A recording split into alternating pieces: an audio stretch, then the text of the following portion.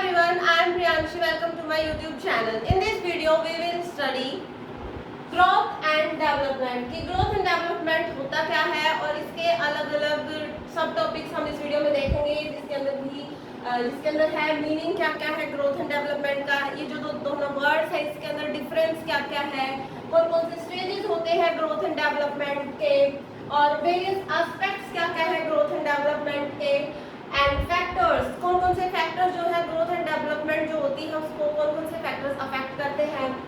And एक topic है general principles of growth and development की ग्रोथ एंड डेवलपमेंट से रिलेटेड प्रिंसिपल्स कौन कौन से हैं, और लास्ट टॉपिक है इस वीडियो का एजुकेशनल इम्प्लीकेशंस कि भाई जो ग्रोथ एंड डेवलपमेंट है उसके अंदर एजुकेशनल इंपॉर्टेंस या इम्प्लीकेशन क्या है। Before starting the lecture I would like to make a request, please subscribe to my channel. First subtopic है इस वीडियो का मीनिंग एंड डिस्टिंक्शन। जो हम ये ग्रोथ एंड डेवलपमेंट है इसका मीनिंग क्या क्या है और इन दोनों में डिफरेंस क्या क्या है। यूजुअली जो ग्रोथ एंड डेवलपमेंट वर्ड्स होते हैं वो इंटरचेंजेबली यूज करते हैं, ग्रोथ की जगह कभी डेवलपमेंट यूज कर देते हैं और डेवलपमेंट की जगह कभी हम ग्रोथ को यूज कर देते हैं। सिनोनिमस, इनको जो है हम सिनोनियम्स के रूप में लेते हैं, सिनोनियम्स के रूप में लेते हैं कि ये जो है पर्यायवाची है एक दूसरे के। मेजरमेंट ऑफ चेंज, ये जो दोनों एस्पेक्ट्स है मतलब कि जो ग्रोथ एंड डेवलपमेंट है ये एक चेंज को मेजरमेंट करने का एक तरीका है कि भाई जब बच्चा मदर के वोम में है वहाँ से लेकर और जैसे जैसे वो बड़ा होता रहता है, जैसे जैसे उसकी एज पास होती रहती है तो कैसे कैसे उसको क्या क्या उसके अंदर चेंज आता है, क्या उसके अंदर डेवलपमेंट होती है, क्या उसके अंदर ग्रोथ होता है, वो हम देखते हैं ग्रोथ एंड डेवलपमेंट। ये कि क्या चेंज हो रहा है एक बॉडी के अंदर, एक चाइल्ड के अंदर या किसी भी बच्चे के अंदर, किसी एक इंडिविजुअल के अंदर क्या चेंज हो रहा है वो हम ग्रोथ एंड डेवलपमेंट में देखते हैं। लेकिन हम बोलते रहे कि ये पर्यायवाची शब्द है, लेकिन ये पर्यायवाची शब्द नहीं होते हैं। ग्रोथ एंड डेवलपमेंट का अलग अलग मीनिंग है, अलग अलग अपने पहलू होते हैं। कैसे देखो, ग्रोथ जो है वो फिजिकल चेंज को देखता है कि भाई ग्रोथ होती है आपकी हाइट इंक्रीज होना, आपका वेट इंक्रीज होना, आप तो ये आते हैं फिजिकल चेंजेस के अंदर। डेवलपमेंट देखती है ओवरऑल चेंजेस एक इंडिविजुअल के अंदर, जैसे कि उसका फिजिकल इंप्रूवमेंट भी हो, उसकी मेंटलिटी भी इंप्रूव हो, उसकी सोसाइटी के साथ जो मतलब कि उसका सोशल डेवलपमेंट भी अच्छे से हो और उसका इमोशनल डेवलपमेंट भी हो, तो वो एक ओवरऑल चेंजेस लेकर आना चाहता है डेवलपमेंट या उसको देखता है।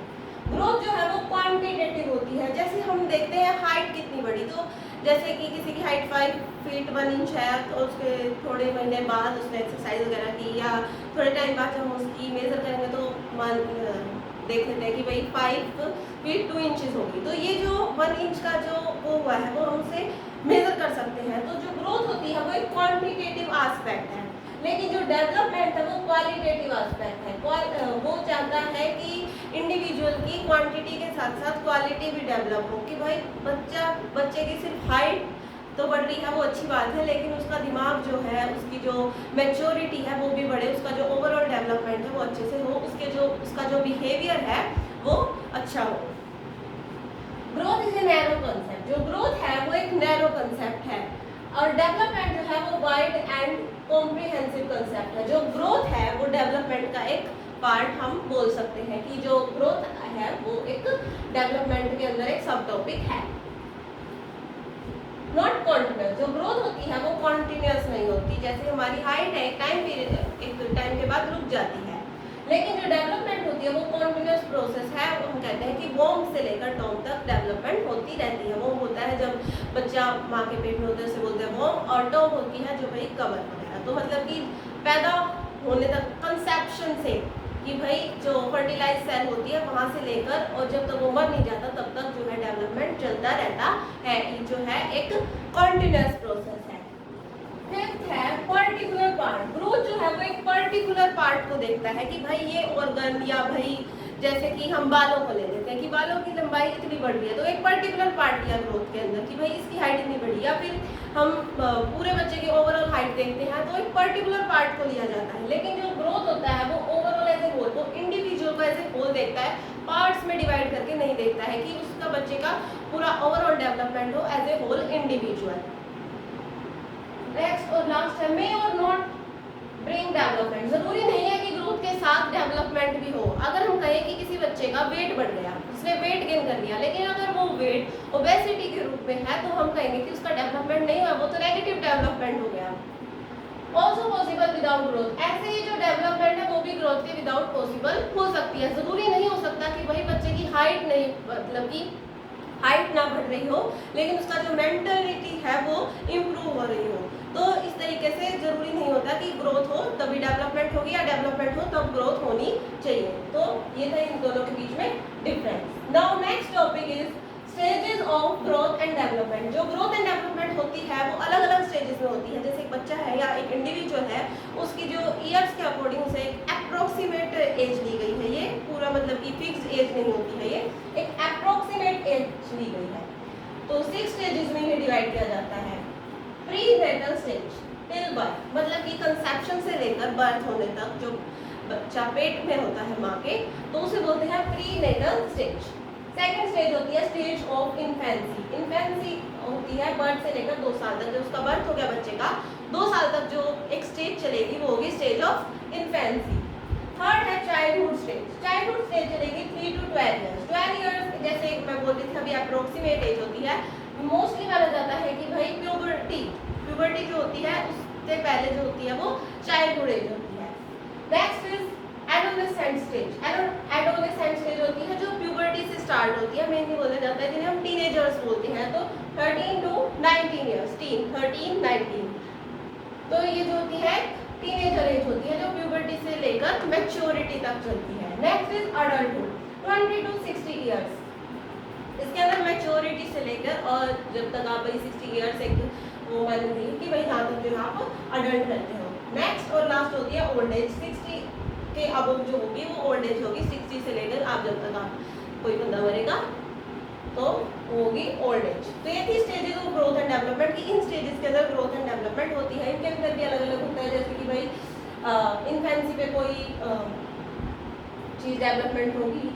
जैसे एडोलेसेंट स्टेज के ऊपर हम टीनेजर्स में जब प्यूबर्टी आती है बच्चों के अंदर, तो हम गर्ल और बॉय में ऐसे बोलते हैं कि डेफिनेशन मतलब कि अलग अलग कर सकते हैं। और उससे पहले जो होते हैं दोनों की एक साथ में ही हम इतना अलग नहीं कर पाते एक बॉय को और गर्ल को, लेकिन प्यूबर्टी के बाद चेंजेस होने लगते हैं। तो अलग अलग चेंजेस होते हैं अलग अलग स्टेज पे। तो ये थी stages of growth and development. Next topic is various aspects of growth and development. जो ग्रोथ एंड डेवलपमेंट है उसके अलग अलग एस्पेक्ट्स करते हैं, किस किस उसमें इसको डिफाइन किया जाए या फिर क्या क्या उसमें चीज ऐड ऑन की जाए, कि क्या उसके अंदर मिलाया जाए। Physical, first is physical. Physical aspect होगा कि भाई बॉडी के फिजिकल ऑर्गन्स का अच्छे से डेवलपमेंट हो, अच्छे से ग्रोथ हो, कि भाई इंटरनल ऑर्गन्स भी as well as external organs की हाइट बढ़े, वेट बढ़े अकॉर्डिंग टू प्रॉपर उसके हिसाब से।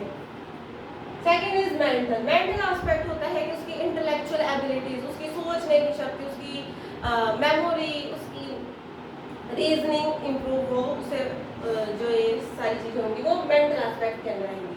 Third is social. उसकी सोशल स्किल्स इम्प्रूव होने को बोलेंगे हम कि भाई उसकी सोशल डेवलपमेंट हो रही है, सोशल ग्रोथ हो रही है, सोसाइटी के साथ वो इंटरेक्ट कर पाए अच्छे तरीके से। मोरल होता है कि भाई आपकी जैसे मोरल वैल्यूज होती हैं तो वो आता है मोरल एस्पेक्ट के अंदर। फिफ्थ है लैंग्वेज डेवलपमेंट। लैंग्वेज डेवलपमेंट है वो अच्छे से लैंग्वेज और कम्युनिकेशन मतलब कि अपनी लैंग्वेज को अच्छे से यूज करके कम्युनिकेट कर सके। सिक्स इज इमोशनल, जैसे कि अपने इमोशंस के ऊपर कंट्रोल कर सके, इमोशनल मैच्योरिटी हो बच्चे के अंदर। तो ये अलग अलग एस्पेक्ट्स है जो इंक्लूड किए जाते हैं ग्रोथ एंड डेवलपमेंट के अंडर।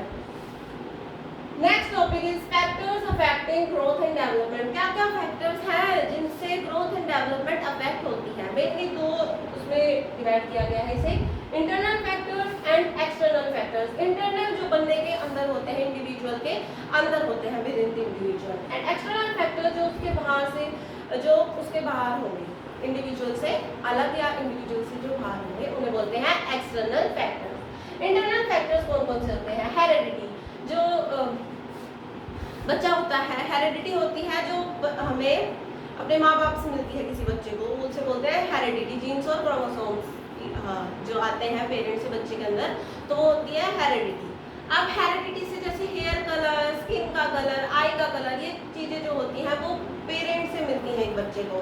तो ये सारी चीजें जो है इंडिविजुअल के अंदर, अपने अंदर जो है, तो ये इंटरनल फैक्टर हो गया। सेकंड इज बायोलॉजिकल, कि भाई उसके बायोलॉजिकल एस्पेक्ट्स, जो बायोलॉजिकल फैक्टर्स हैं, जैसे कि बच्चे के फिजिकल ऑर्गन्स, मतलब बाहर के ऑर्गन्स बिल्कुल ठीक है, इंटरनल ऑर्गन में कोई प्रॉब्लम है तो वो डेवलपमेंट को गलत तरीके से अफेक्ट करेगा, उसमें अच्छी डेवलपमेंट नहीं होगी। या फिर उसकी सारी चीज़ें ठीक होनी चाहिए, जैसे उसका ब्रेन भी अच्छे से डेवलप्ड हो, भाई उसकी आइज भी अच्छे से हो, हियरिंग भी उससे, मतलब कि कान भी अच्छे से हो, मतलब अलग अलग चीज़ें जो है उसकी जो बायोलॉजिकल स्टेट है, मतलब उसकी जो बॉडी है उसके अंदर सारे ऑर्गन्स अच्छे से काम करते हो, जिसकी वजह से उसकी डेवलपमेंट और ग्रोथ अच्छे से हो। थर्ड इज इंटेलिजेंस, अब उसका जो IQ है वो भी अच्छे लेवल का होगा तो उसकी डेवलपमेंट भी अच्छे तरीके, मतलब कि अच्छी ही होगी। लेकिन उसका IQ अगर लो होगा तो उसकी डेवलपमेंट जो है एडवर्सली अफेक्ट होगी, नेगेटिव होगी। नेक्स्ट इज इमोशनल फैक्टर, उसके जो इमोशनल स्टेबिलिटी होगी। कई बच्चे जो होते हैं वो बहुत गुस्से वाले होते हैं और चिड़चिड़ापन होता है, उनके अंदर इमोशनल स्टेबिलिटी नहीं होती, जिसकी वजह से उनका ग्रोथ और डेवलपमेंट जो है वो नेगेटिवली अफेक्ट होती है। लेकिन अगर बच्चा इमोशनली स्टेबल है, मैच्योर है, तो उसकी डेवलपमेंट जो है पॉजिटिव वे में अफेक्ट होगी। मोरल नेचर, मोरल नेचर की भाई उसके मोरल वैल्यूज कैसे हैं, वो सोसाइटी के साथ कैसे इंटरेक्ट कर रहा है, तो वो जो आता है वो भी इंटरनल फैक्टर्स के अंदर ही आता है। कोई बच्चा इंट्रोवर्ट होता है, कोई एक्सट्रोवर्ट होता है, तो उसकी पर्सनैलिटी है, तो ये सारे जो फैक्टर्स हैं वो बंदे इंडिविजुअल के अंदर होते हैं, इन्हें बोलते हैं इंटरनल फैक्टर, जो अलग अलग तरीके से ग्रोथ एंड डेवलपमेंट को अफेक्ट करते हैं। Next is external factors, external factors में आते हैं एनवायरनमेंट, कि उसका आसपास का एनवायरनमेंट कैसा है। जैसे कि अगर बच्चा जब पेट में होता है तब भी मम्मी का, मतलब कि जो मदर को जो एनवायरनमेंट मिल रहा है, फिजिकल एनवायरनमेंट, वो भी अच्छा होना चाहिए ताकि जो है बच्चे की अच्छे से ग्रोथ और डेवलपमेंट हो सके। मम्मी को, मतलब कि मदर को अच्छे से खाना पीना देना चाहिए, पूरा न्यूट्रिएंट्स देने चाहिए, उसकी जो मेंटल डेवलपमेंट और फिजिकल डेवलपमेंट बच्चे की अच्छे से हो सके। और जब बच्चा पैदा हो जाता है तो भी उसे एक अच्छे एनवायरनमेंट में रखा जाना चाहिए। जैसे कई बच्चे रहते हैं स्लम्स वगैरह में रहते हैं, तो हम देखते हैं कि उनको बहुत सारी न्यूट्रिएंट डेफिशिएंसी डिजीज होती है, तो इस वजह से जो है उनको एक अच्छे एनवायरनमेंट में रखना चाहिए, क्योंकि एनवायरनमेंट जो है ग्रोथ एंड डेवलपमेंट को बहुत अफेक्ट करता है। अगर उन्हें अच्छा एनवायरनमेंट दिया जाएगा तो उनकी डेवलपमेंट भी और ग्रोथ भी अच्छे से होगी। अगर एनवायरनमेंट अच्छा नहीं होगा तो ग्रोथ एंड डेवलपमेंट भी एडवर्सली अफेक्ट होगी। सेकेंड इज सोसाइटी, इस सोसाइटी, उनकी जो सोसाइटी है वो कैसी है, उनके कल्चर कैसा है, कि भाई कई सोसाइटी होती है जो बहुत अच्छा कल्चर होता है भाई, कि वो सोसाइटी से इंटरेक्ट करते हैं, एजुकेटेड पर्सन है या अनएजुकेटेड पर्सन है उसकी सोसाइटी के अंदर, तो ये जो फैक्टर्स हैं वो अफेक्ट करते हैं ग्रोथ एंड डेवलपमेंट को। थर्ड इज फैसिलिटीज, कि क्या फैसिलिटीज एक बच्चे को प्रोवाइड की जा रही है, उसका एजुकेशनल फैसिलिटीज प्रोवाइड हो रही है नहीं हो रही है, उसके एनवायरनमेंट में पानी की फैसिलिटीज, ड्रिंकिंग फैसिलिटीज है या नहीं है, सैनिटेशन फैसिलिटीज, तो ये सारी जो फैसिलिटीज होती हैं या मेडिकल फैसिलिटीज एक बच्चे को अगर अच्छे से प्रोवाइड की जाएंगी तो उसकी ग्रोथ एंड डेवलपमेंट जो है अच्छे से होगी। लास्ट है गवर्नमेंट पॉलिसीज, गवर्नमेंट भी जो है किसी कंट्री की ग्रोथ एंड डेवलपमेंट को अफेक्ट करती है, किसी भी इंडिविजुअल की। अगर गवर्नमेंट की पॉलिसी जो है एक इंसान के फेवर, मतलब एक इंडिविजुअल या सिटीजन के फेवर में होगी तो उसका growth and development positively affect होगा। लेकिन अगर उसकी उनके खिलाफ होंगी या मतलब कि सिटीजन्स के फेवर में नहीं होगी वो पॉलिसीज, तो उसको एडवर्सली अफेक्ट करेगा, नेगेटिवली अफेक्ट करेगा। तो ये दो फैक्टर्स हैं, internal factors and external factor, जो अफेक्ट करते हैं ग्रोथ एंड डेवलपमेंट को।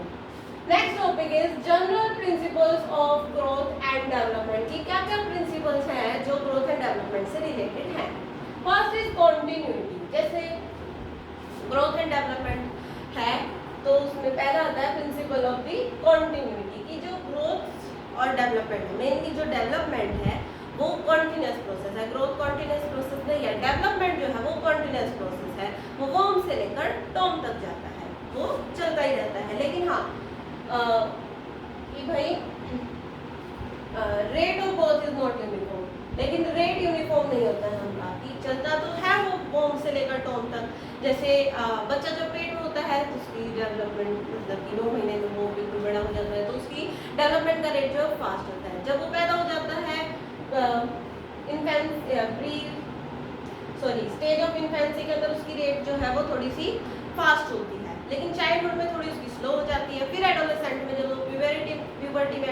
है तो उसकी फिर दोबारा से डेवलपमेंट की जो रेट है वो फास्ट हो जाती है। तो ऐसे ऐसे जो है उसका रेट जो है वो यूनिफॉर्म नहीं है, अलग अलग स्टेज पे अलग अलग उसमें होता है, लेकिन जो वो है कॉन्टिन्यूस प्रोसेस, वो चलता बिल्कुल टोन तक है।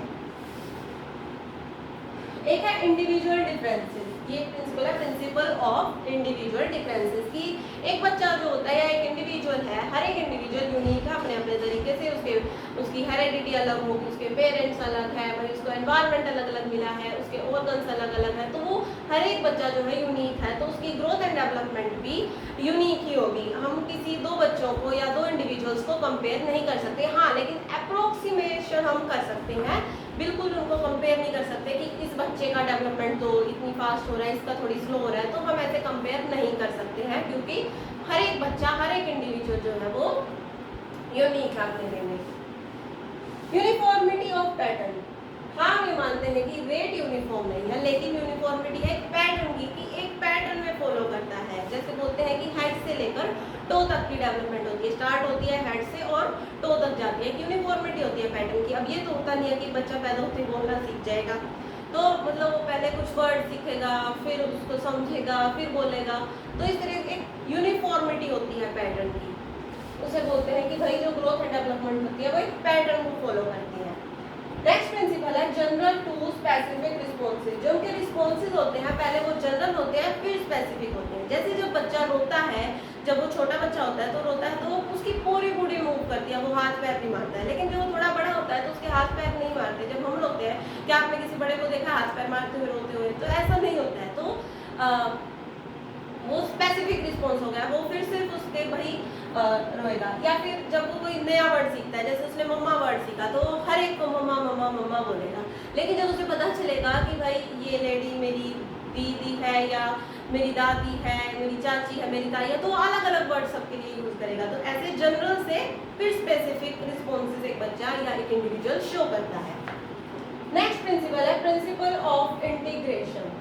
प्रिंसिपल ऑफ इंटीग्रेशन होता है कि भाई जैसे ये स्टेजेस है के अंदर एक इंटीग्रेशन होता है, ये सारे जो है इंटर रिलेटेड है और इंटीग्रेशन होता है इनके अंदर। नेक्स्ट है प्रिंसिपल ऑफ इंटर रिलेशन, जैसे प्रिंसिपल जो हमने ये वेरियस एस्पेक्ट स्टडी किए थे, इनके अंदर एक इंटर रिलेशन होता है। ये नहीं कह सकते कि उसका फिजिकल डेवलपमेंट हम फिजिकल डेवलपमेंट करो और उसकी सोसाइटी से अलग कर दो, तो ये सारे जो एस्पेक्ट्स होते हैं एक दूसरे से इंटर रिलेटेड होते हैं और इंटर रिलेटेड और इंटरडिपेंडेंट भी होते हैं, एक दूसरे के ऊपर डिपेंडेंट भी होते हैं। जैसे उसकी सोसाइटी के स्किल्स और मोरल स्किल्स भी कनेक्टेड है, उसकी फिजिकल स्किल्स, मतलब ये सारे skills physical, moral, mental, language, social, emotional, ये सारे जो है आपस में इंटर रिलेटेड और इंटर डिपेंडेंट है।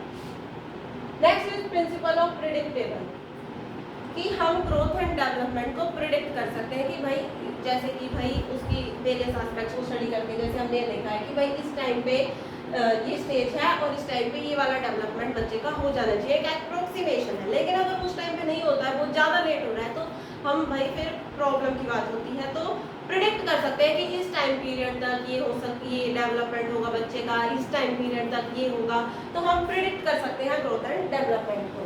Next is development direction. Development की डायरेक्शन क्या है? डेवलपमेंट की डायरेक्शन है head to toe. Next is spiral not linear. जो डेवलपमेंट होता है वो स्पाइरल है, लीनियर नहीं है, वो स्पाइरल वे में होता है, लीनियर वे में नहीं होता, वो बैक एंड फोर्थ मोशन में चलता है। लीनियर होता है बिल्कुल सीधा, बल्कि वो ऐसे नहीं होता, वो एक स्पाइरल वे में होता है, बैक एंड फोर्थ मोशन में जो है डेवलपमेंट होता है। लास्ट प्रिंसिपल है joint product of both heredity and environment. जो डेवलपमेंट और ग्रोथ है वो एक जॉइंट प्रोडक्ट है एनवायरनमेंट और हेरेडिटी का। जो नेचर और नर्चर वर्सेस डिबेट है वो है कि भाई हम हेरेडिटी को बोले कि सिर्फ हेरेडिटी ग्रोथ एंड डेवलपमेंट को अफेक्ट करती है, वो भी गलत होगा, और हम बोले कि सिर्फ एनवायरनमेंट ही अफेक्ट करता है उसको ग्रोथ एंड डेवलपमेंट का, वो भी गलत होगा। तो इन दोनों की जो है एक जॉइंट प्रोडक्ट है, इन दोनों का जो ये दोनों फैक्टर जो है ग्रोथ एंड डेवलपमेंट को अफेक्ट करते हैं। तो ये है प्रिंसिपल्स। लास्ट टॉपिक है एजुकेशनल इम्प्लीकेशन। अभी जो हमने ये सारी चीजें पढ़ी हैं ग्रोथ एंड डेवलपमेंट के बारे में, अब इसकी एजुकेशनल इम्प्लीकेशंस क्या है? अब हमें पता चला है कि ग्रोथ एंड डेवलपमेंट अलग अलग है, तो जैसे जैसे या किस किस स्टेज पे क्या क्या डेवलपमेंट होगी, कौन कौन से एस्पेक्ट्स है, तो एक टीचर और पेरेंट्स को हेल्प करेंगे प्लानिंग करने में, बच्चे को कोई प्रॉब्लम है तो उसको सॉल्व करने में। तो ये सब जो है एजुकेशनल इम्प्लीकेशंस होती हैं। उसको एक अच्छा एनवायरनमेंट प्रोवाइड करेंगे, जैसे अभी हमें पता चला कि भाई एनवायरनमेंट उसे अच्छा प्रोवाइड किया जाना चाहिए ताकि उसकी ग्रोथ एंड डेवलपमेंट अच्छे से हो। तो पेरेंट्स और टीचर्स एफर्ट्स करेंगे, अपने एफर्ट्स लगाएंगे, प्लानिंग करेंगे ताकि जो है एक बच्चे की ग्रोथ एंड डेवलपमेंट अच्छे से हो सके। तो यही था इस वीडियो में कि भाई ग्रोथ एंड डेवलपमेंट क्या होती है और इसके अलग अलग टॉपिक्स हमने देख लिए। आई होप कि आपको अच्छे से समझ में आ गया होगा। Thank you for watching my video and don't forget to like, share and comment on this video.